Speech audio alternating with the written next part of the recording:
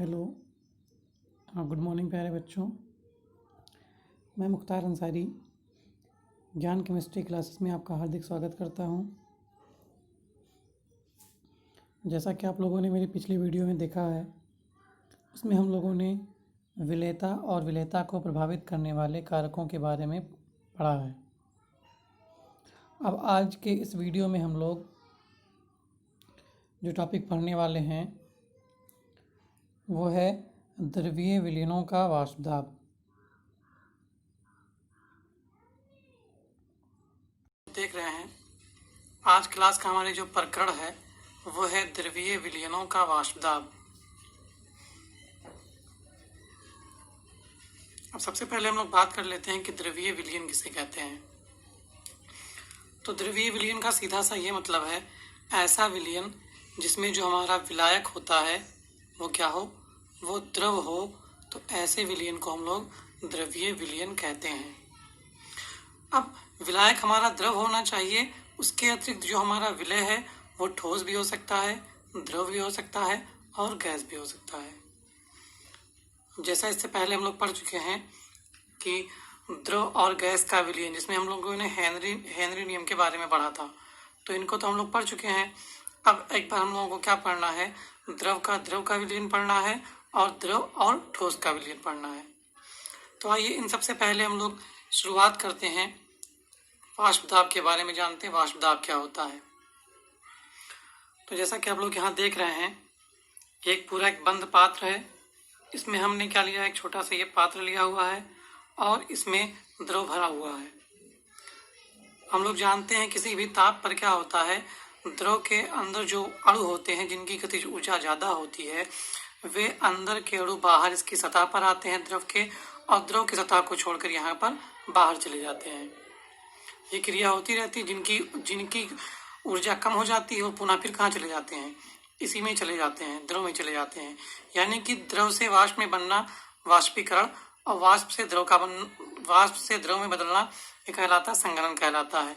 तो जब ऐसी अवस्था, जब वाष्प में और द्रव के बीच में क्या हो जाए, साम्यावस्था स्थापित हो जाती है, तो क्या होता है, यहाँ पर जो निकले हुए द्रव के अणु होते हैं जो अब वाष्प रूप में है, जो अब वाष्प रूप में अणु होते हैं, वे अणु इस द्रव की सतह पर दाब डालते हैं, और इस द्रव की सतह पर इन वाष्प के अणुओं द्वारा डाला गया जो दाब होता है, वही दाब हमारा क्या कहलाता है, वाष्प दाब कहलाता है। बात समझ में आ गई होगी। सीधा सा इतना कह सकते हैं कि एक निश्चित ताप पर साम्यावस्था में वाष्प के अणुओं द्वारा द्रव की सतह पर डाला गया दाब जो होता है, उसी को हम लोग वाष्प दाब कहते हैं। अब फिर देखते हैं कि वाष्प दाब जो होता है हमारा, ये किसके द्वारा प्रभावित होता है। तो वाष्पीकरण क्रिया जिन भी चीज़ों से प्रभावित होती है, वाष्प दाब भी उनसे हमारा प्रभावित होगा। बहुत सारी चीज़ें और भी होती हैं, लेकिन यहाँ पर हम लोग केवल दो के बारे में बात करते हैं, जिसमें जो हमारा पहला है वो है द्रव की प्रकृति। अब द्रव की प्रकृति का अर्थ यहाँ पर यह है कि जो हमारा ये द्रव है, इस द्रव के अणुओं के मध्य अगर लगने वाला आकर्षण बल बहुत प्रबल है, तो जो हमारे अणु होंगे, जो वाष्प से निकलकर द्रव से निकलकर वाष्प के रूप में जाने वाले अणुओं की संख्या होगी, वो बहुत कम होगी, क्योंकि वाष्पीकरण की क्रिया ज़्यादा नहीं हो पाएगी, बहुत कम होगी। और जब वाष्पीकरण की क्रिया कम होगी तो यहाँ पर अणुओं की संख्या कम होगी, तो इन अणुओं के द्वारा जो यहाँ पर डाला गया दाब होगा इस द्रव की सतह पर, वो कम होगा, अर्थात हमारा वाष्प दाब क्या होगा, कम होगा। इसको हम लोग ऐसे भी देख सकते हैं, देखो लिख सकते हैं कि जो वाष्प दाब होता है वो द्रव के अंतराण्विक बलों के बीच में लगने वाले बल के व्युत्क्रमानुपाती होती है। जितना ज्यादा द्रव के अणुओं के मध्य आकर्षण बल होगा, उतना ही कम इसका वाष्प दाब होगा। यहाँ पर हमने बनाया कि ऐसे सब क्या होते हैं, अणु जो होते हैं वो एक दूसरे से जुड़े हुए रहते हैं। तो बात समझ में आ गई होगी। दूसरी बात हम लोग करते हैं ताप की। तो हम सभी जानते हैं कि जब ताप बढ़ाते हैं तो द्रव के अणुओं की गतिज ऊर्जा बढ़ जाती है। अब जब अणुओं की गतिज ऊर्जा बढ़ जाएगी तो यहाँ से जो द्रव की सतह को छोड़कर जाने वाले अणुओं की संख्या होगी वो क्या हो जाएगी, वो भी बढ़ जाएगी। मतलब वाष्पीकरण क्या होगा, बढ़ जाएगा।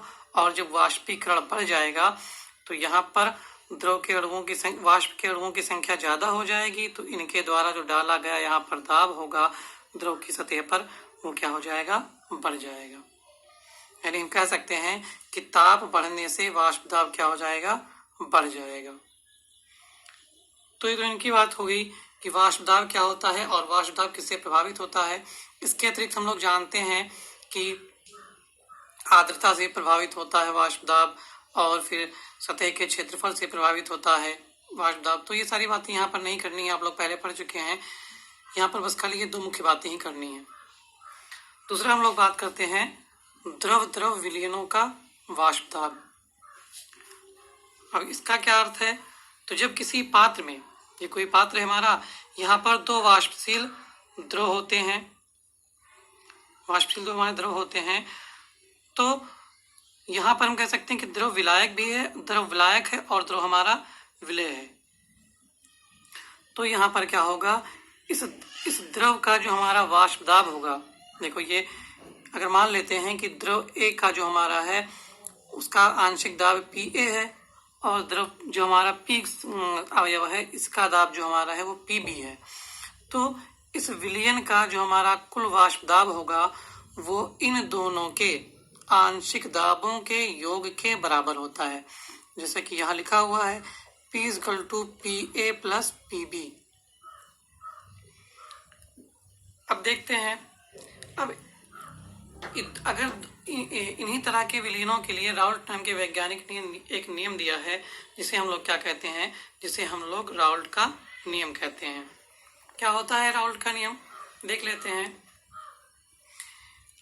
यदि दो अवयवी घटक हैं, एक है A, इसका आंशिक दाब है PA, तथा दूसरा है B जिसका आंशिक दाब है PB, तथा इनके मूल प्रभाज जो होंगे वो क्या होंगे, XA और XB अगर हैं, तो जो हमारा राउल्ट का नियम है वो क्या कहता है, वो कहता है कि जो वाष्पशील हमारा अवयव है उसका जो आंशिक दाब है वो मूल प्रभाज के समानुपाती होता है, उसके मूल प्रभाज के समानुपाती होता है।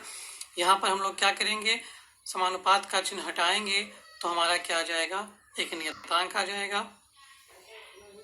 जैसे देखो यहाँ PA = P0A × XA ये आ जाएगा।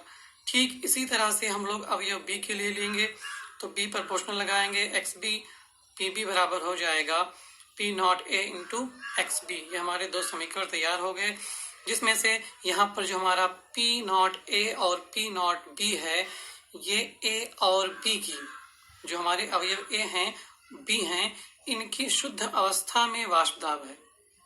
अभी तो दोनों को मिला दिया गया है, तब नहीं, जब ये क्या थे, अलग अलग दोनों थे, अपनी जब शुद्ध अवस्था में थे तब का इनका क्या है, ये वाष्प दाब है।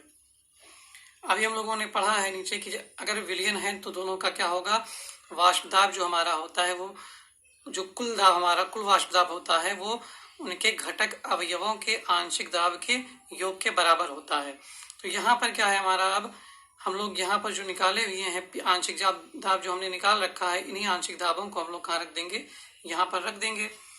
तो देखो आ जाएगा P = P0A × XA + P0B × XB। अब चूंकि हम लोगों ने पढ़ा था मूल प्रभाज के बारे में, तो वहां हमने पढ़ा था कि किसी भी विलयन में जितने भी अवयवी घटक होते हैं उन सब के मूल प्रभाजों का योगफल जो होता है वो 1 होता है। तो यहाँ पर दो अवयव थे A और B थे, तो XA + XB बराबर कितना हो जाएगा, 1 हो जाएगा। और हम लोग क्या करेंगे, XA को निकाल लेंगे, तो XA बराबर हो जाएगा 1 - XB।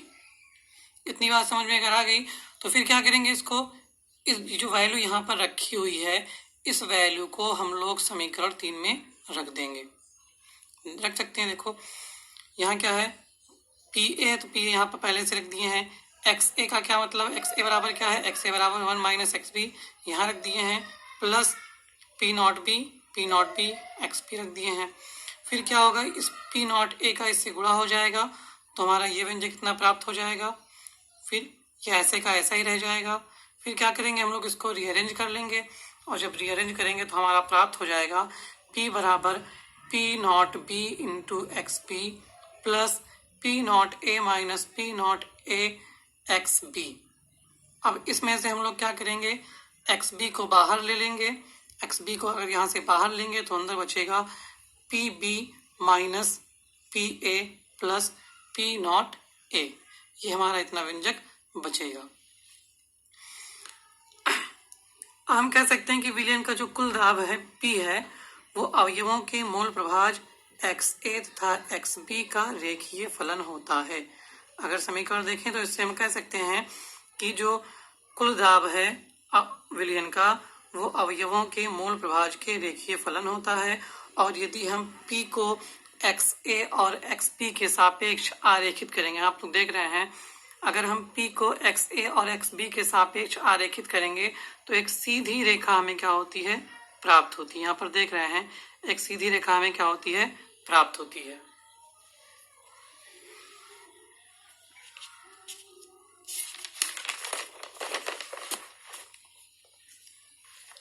अब फिर जो यहाँ पर समीकरण निकल के आया है उससे हम कुछ निष्कर्ष निकालते हैं।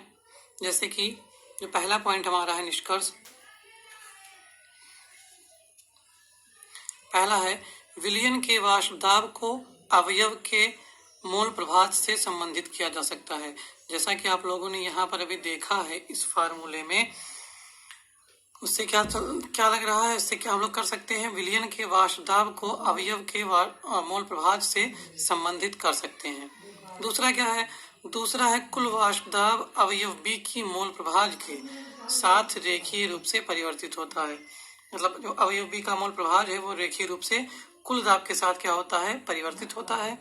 और तीसरा हमारा है विलयन के वाष्प दाब का न्यूनतम मान P नॉट ए तथा अधिकतम मान P नॉट बी है। जैसे कि यहाँ देख सकते हैं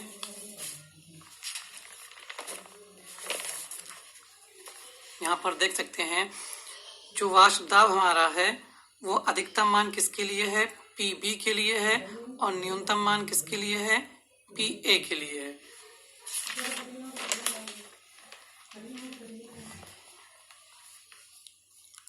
अर्थात अवयव A अवयव B की तुलना में कम वाष्पशील है। अब जाहिर सी बात है जिसका वाष्प दाब कम है वो क्या होगा, कम वाष्पशील होगा, जिसका वाष्प दाब अधिक है वो क्या होगा, अधिक वाष्पशील होगा। ये बात समझ में आ गई होगी। चलिए फिर अगला देखते हैं राउल्ट का नियम, हेनरी के नियम की विशेष स्थिति। मतलब कि जो राउल्ट का नियम है वो कुछ अलग चीज नहीं है, वो हेनरी नियम ही है, एक विशेष स्थिति में है।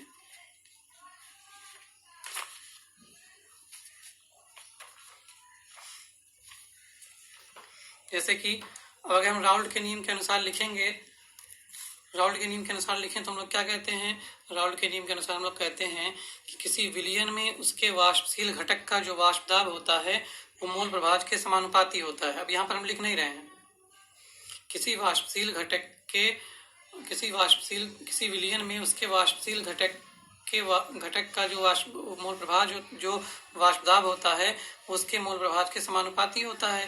तो यहाँ पर हम क्या करेंगे, अगर अभी समानुपात का निशान हटाएंगे तो क्या आ जाएगा, P नॉट ए आ जाएगा, जो कि क्या है, अपने प्योर अवस्था में वाष्प दाब है। फिर हम लोग क्या कर सकते हैं, अगर हम लोग किसी द्रव का विलयन लें गैस में, द्रव का विलयन गैस में लें तो इस विलयन के लिए हम लोग क्या कर सकते हैं, इस विलयन के लिए हम लोग हेनरी का नियम लगा सकते हैं। क्योंकि हम लोगों ने जो पढ़ा था अभी, हेनरी का नियम पढ़ा था, वो किसके लिए था, द्रव और गैस के मिश्रण के लिए था। तो यहाँ पर हम हेनरी का नियम लगा सकते हैं, और जब हेनरी का नियम यहाँ पर हम लोग लगाएंगे तो आ जाएगा PA = KH × XA, जहाँ पर XA हमारा क्या है, ये भी क्या है, मोल प्रभाज है। ये भी हमारा क्या था, ये भी हमारा दाब था, ये भी हमारा दाब है। तो दोनों नियमों की अगर हम लोग तुलना करें, तो देखते हैं कि इसमें भी क्या है, इसमें भी दाब जो था वो समानुपात था किसके, मूल प्रभाज के। इसमें भी जो दाब है वो समानुपात है किसके, मूल प्रभाज के, समानुपात है। तो दोनों में अंतर क्या होता है, दोनों में अंतर यही है, अंतर दोनों में यही है कि यहाँ पर PA हमारा है, यहाँ पर KH है। यानी ऐसा सिचुएशन जब आ जाता है कि KH जो हमारा होता है वो PA के बराबर हो जाता है, तो जो हमारा हेनरी नियम था वो क्या बन जाता है, राउल्ट का नियम बन जाता है। ये हम लोग यही है राउल्ट का नियम, हेनरी के नियम की एक विशेष स्थिति। मतलब दोनों चीजें एक ही हैं, बस एक विशेष स्थिति होती है जिस पर हमारा क्या होता है, हेनरी का नियम जो होता है वो क्या बन जाता है, राउल्ट का नियम बन जाता है। बात समझ में आ गई होगी आप लोगों के।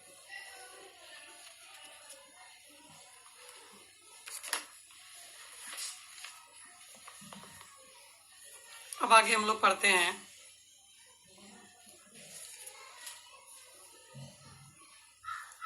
ठोस पदार्थ का द्रव में विलयन और उनका वाष्प दाब। ठोस पदार्थ का द्रव में विलयन और उनका वाष्प दाब।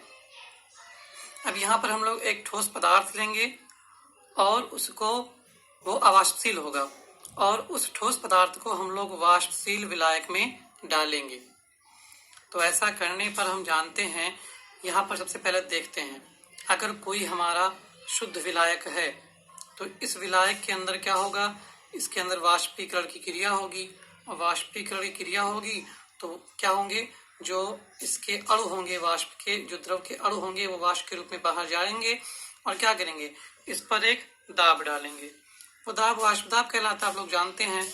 तो यहाँ पर क्या है, खाली शुद्ध विलायक के ही अणु हैं, वही क्या खाली क्या कर रहे हैं, इस पे अपना दाब डाल रहे हैं। जबकि अगर हम लोग क्या करें, अब हम लोग क्या किए हैं, इस विलायक में, शुद्ध विलायक में हमने क्या कर दिया है, अलग से अवाष्पशील हमने विलय के अणु डाल दिए हैं, विलय डाल दिए हैं। तो जब विलय डालेंगे इसमें, तो अभी तक जहां से क्या हो रही थी, वाष्पीकरण क्रिया हो रही थी, जिसके सतह से यहाँ पर बहुत सारे अणु होते थे और खाली यही निकल के बाहर जाते थे। अब क्या होगा, अब इसकी सतह पर केवल विलायक के ही अणु नहीं रहेंगे, बल्कि जो हमने अवाष्पशील पदार्थ मिलाया हुआ है इस विलायक में, उस विलय के जो हमारे अणु होंगे वो भी कहाँ आ जाएंगे, इस द्रव की सतह पर आ जाएंगे। और वाष्पीकरण की क्रिया के दौरान पहले ज्यादा तेज वाष्पीकरण क्रिया होती थी, क्योंकि विलायक के अणु क्या होते थे, बाहर जाते थे, विलय के अणु तो जाएंगे नहीं। तो यहाँ पर क्या होगा, अब जहाँ पहले ज्यादा विलायक के अणु होते थे, वाष्पीकरण क्रिया में बाहर निकल जाते थे, लेकिन अब कुछ जगह जो होगा वो विलय के अणु भी उनका जगह जो होगा वो ले लेंगे। इसलिए अब जो हमारा इसका वाष्पीकरण होगा वो अब क्या हो जाएगा, कम हो जाएगा। और जब वाष्पीकरण कम हो जाएगा तो क्या हो जाएगा, इस पूरे सिस्टम का जो वाष्प दाब होगा वो उस शुद्ध विलायक के दाब से क्या होगा, ज्यादा होगा या कम होगा। तो क्या हो जाएगा, इसका जो वाष्प दाब हमारा होगा वो इसके वाष्प दाब से कम हो जाएगा। यानी शुद्ध विलायक का दाब ज्यादा, वाष्प दाब ज्यादा होता है, जबकि अवाष्पशील विलय के मिलाने से जो हमारा विलयन बनता है उसका वाष्प दाब जो होता है वो कम होता है। यहाँ पर हमने लिख रखा है कि जो वाष्प दाब होगा सॉल्यूशन का वो कम होगा किसकी तुलना में, तो जो हमारा सॉल्वेंट है उसकी तुलना में इसका वाष्प दाब क्या हो जाएगा, कम हो जाएगा। यहाँ पर देखो, अगर यहाँ पर हम लोग देखें इसको तो कह सकते हैं कि यहाँ पर जो कुछ भी वाष्प दाब है वो किसके कारण वाष्प दाब है, वो केवल विलायक के अणुओं का ही वाष्प दाब है। हाँ, पहले इसमें और ज्यादा वाष्पीकरण हो रहा था, विलय के मिलाने से वाष्पीकरण कम हो गया है, इसलिए इसका वाष्प दाब जो होगा वो कम हो जाएगा और इसका वाष्प दाब ज्यादा होगा। बात समझ में आ गई होगी। अब फिर हम लोग देखते हैं, हाँ, इसमें अवाष्पशील जो पदार्थ मिलाते हैं इसके बारे में बात कर लेते हैं कि जो विलायक में हम लोग जो अवाष्पशील पदार्थ मिलाते हैं वो अवाष्पशील पदार्थ उसकी मात्रा पर निर्भर करती है। वाष्प दाब जो होगा विलायक का वो उसकी मात्रा पर निर्भर करती है, उस अवाष्पशील पदार्थ के प्रकृति पर निर्भर नहीं करती है। एक बार इस बात को फिर से सुन लो कि विलायक के वाष्प दाब में जो कमी होती है वो अवाष्पशील पदार्थ की मात्रा पर निर्भर करती है, वो विलय हमारा कैसा है उसकी प्रकृति पर निर्भर नहीं करती है। जैसा कि अगर 1 किलोग्राम जल है, 1 किलोग्राम जल में 1 मोल हम सुक्रोज चाहे डालें या 1 मोल यूरिया डालें, जो विलायक के वाष्प दाब में कमी होगी वो क्या रहेगी, बराबर रहेगी, एक समान रहेगी। अगर 1 किलोग्राम जल में 1 मोल हम सुक्रोज डाल देते हैं तो जो उसके वाष्प दाब में कमी आएगी, और फिर 1 किलोग्राम जल में हम 1 मोल यूरिया डाल देते हैं तो विलायक के जो वाष्प दाब में कमी आएगी वो दोनों क्या रहेगी, बराबर रहेगी।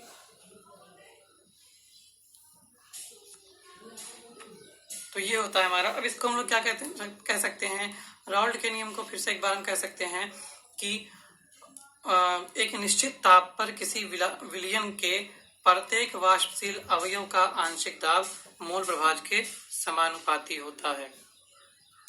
यहाँ पर जैसे लिखा हुआ है, एक निश्चित ताप पर किसी विलयन के प्रत्येक वाष्पशील अवयव का जो आंशिक दाब होता है वो किसके समानुपाती होगा, मोल प्रभाज के समानुपाती होगा।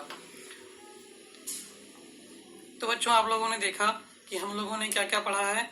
हम लोगों ने आज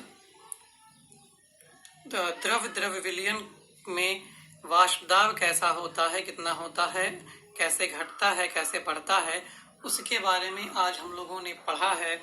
और फिर कोई ठोस अवाष्पशील विलय अगर हमारा है और उसको हम लोग वाष्पशील विलायक में घोलते हैं तो उसके वाष्प दाब में कितनी कमी होगी, कितनी वृद्धि होगी, इनके बारे में आज हम लोगों ने पढ़ा है।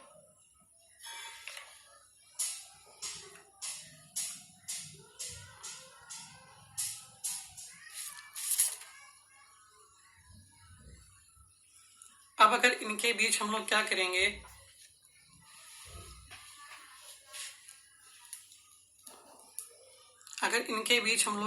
करेंगे, एक ग्राफ प्लॉट करेंगे तो ग्राफ प्लॉट करने पर क्या होगा, एक सीधी रेखा हमें प्राप्त होगी। देखिए, यहाँ पर हमारा मूल प्रभाज है और यहाँ पर हमारा क्या है, वाष्प दाब है। ये PA है, P0A। अगर हम लोग ग्राफ प्लॉट करेंगे इनके बीच तो क्या होगा, यहाँ से एक हमारी सीधी रेखा प्लॉट होगी। बात समझ में आ गई होगी। अब फिर आज हम लोग बात करते हैं थोड़ा सा आदर्श और अनादर्श विलयन के बारे में। किसके बारे में बात करते हैं, आदर्श एवं अनादर्श विलयन।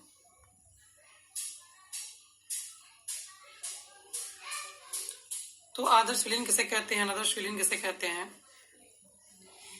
तो ऐसा विलयन जो सभी सांद्रताओं पर राउल्ट के नियम का पालन करता है उसे हम लोग क्या कहते हैं, आदर्श विलयन कहते हैं। सभी सांद्रताओं पर क्या करना चाहिए, विलयन को राउल्ट के नियम का पालन कर रहा है वो, तो उसको क्या कहेंगे, आदर्श विलयन कहेंगे। अन्यथा उसे हम लोग क्या कहेंगे, अनादर्श विलयन कहेंगे। अब जो आदर्श विलयन होते हैं इसके कुछ और लक्षण होते हैं, एक एक करके पहला हम लोग बात करते हैं। पहला जो हमारा है वो क्या होना चाहिए, डेल्टा H की जो हमारी इंथैल्पी, जो हमारा मिश्रण है, सॉल्यूशन होना चाहिए, डेल्टा H जो होना चाहिए वो हमारा 0 होना चाहिए। इसका मतलब ये है कि अगर हम दो विलयनों को, कोई हमारा विलयन है, एक विलयन था हमारा, कोई ये A है, ये बी है। तो इन दोनों विलयनों को अगर हम लोग मिलाते हैं तो इनमें से ना तो कोई ऊर्जा अवशोषित होनी चाहिए और ना ही कोई ऊर्जा इनके बीच से उत्सर्जित होनी चाहिए। अगर ऐसा विलयन है हमारा, अगर ऐसा ही हमारा मिक्सचर विलयन है तो हम उसको क्या कहेंगे? आदर्श विलयन कहेंगे। बात समझ में आई? यानी विलयनों को मिलाने पर, जो घटक विलयन होते हैं, किसी विलयन के जो घटक विलयन होते हैं, उनको मिलाने पर क्या होना चाहिए? उनको मिलाने पर ना तो ऊर्जा अवशोषित होनी चाहिए और ना ही ऊर्जा उत्सर्जित होनी चाहिए। ये पहला पॉइंट है हमारा। दूसरे बात करते हैं हम लोग कि कोई विलयन है, उसके जो घटक विलयन हैं, अगर उनको हम लोग आपस में मिलाते हैं तो जो हमारा डेल्टा वी होना चाहिए, मिश्रण का जो हमारा डेल्टा वी होना चाहिए, मतलब आयतन में परिवर्तन होना चाहिए, वो कितना होना चाहिए? 0 होना चाहिए। जैसे कि अगर दो विलयन है, अगर मान लो ये 5 ml है और ये 10 ml है, तो दोनों को अगर हम मिलाते हैं तो कितना आना चाहिए? वो 15 ml आना चाहिए। उसकी मात्रा कहीं भी हमें कम नहीं होनी चाहिए, मतलब कि आयतन में कोई परिवर्तन नहीं होना चाहिए। अगर ऐसा है तो उसको हम लोग क्या कहेंगे? आदर्श विलयन कहेंगे, अन्यथा आदर्श विलयन नहीं कहेंगे। तीसरा है कि अगर हमारा ए और बी, कोई हमारा घटक ए है, घटक बी है, तो ए और बी के बीच का जो आकर्षण बल है वो ए और ए के आकर्षण बल के और बी और बी के आकर्षण बल के क्या होना चाहिए? बराबर होना चाहिए। ये सारे के सारे क्या होने चाहिए? ये सारे के सारे क्या होने चाहिए? बराबर होने चाहिए। अगर ऐसा विलयन है तो इस विलयन को हम लोग क्या कहते हैं? आदर्श विलयन कहते हैं, अन्यथा क्या कहेंगे? इसको अनादर्श विलयन कहेंगे। फिर बात करते हैं कि इसके एग्जाम्पल की, कि कौन कौन से इसके एग्जाम्पल तो इसके बहुत सारे हैं, लेकिन यहाँ पर हम 2 एग्जाम्पल लिखते हैं जो इस तरह का, जो यहाँ पर शर्तें दी गई हैं इनका पालन करते हैं। पहला हमारा मेथेनॉल अगर है और एथेनॉल है, इनका मिश्रण है, तो ये हमारा कैसा मिश्रण होगा? ये हमारा आदर्श मिश्रण या आदर्श विलयन होगा। दूसरा है बेंजीन और हमारा टॉलुईन। बेंजीन और टॉलुईन का जो मिश्रण होगा वो भी किस तरह से काम करेगा? हमारा आदर्श मिश्रण की तरह, आदर्श विलयन की तरह हमारा काम करेगा। बात समझ में आई? अब अगली हम लोग बात करते हैं, हम लोग अनादर्श विलयन के बारे में। तो अनादर्श विलयन के बारे में बात करने को कुछ है नहीं, यहीं पर देख लेते हैं एक बार। अनादर्श विलयन क्या होंगे? तो अनादर्श विलयन ऐसे विलयन होंगे जो राउल्ट के नियम का पालन नहीं करेंगे। राउल्ट के नियम का पालन नहीं करेंगे, वो क्या कहलाएंगे? अनादर्श विलयन कहलाएंगे। दूसरी बात है एंथैल्पी परिवर्तन जो उनमें होगा वो शून्य नहीं होगा। एंथैल्पी परिवर्तन शून्य नहीं होगा, इसका मतलब यह है कि जब दो विलीनों को आपस में मिलाएंगे तो उनके बीच या तो ऊष्मा का अवशोषण होगा या तो उनसे ऊष्मा का उत्सर्जन होगा। तो ये पहला ये हो गया।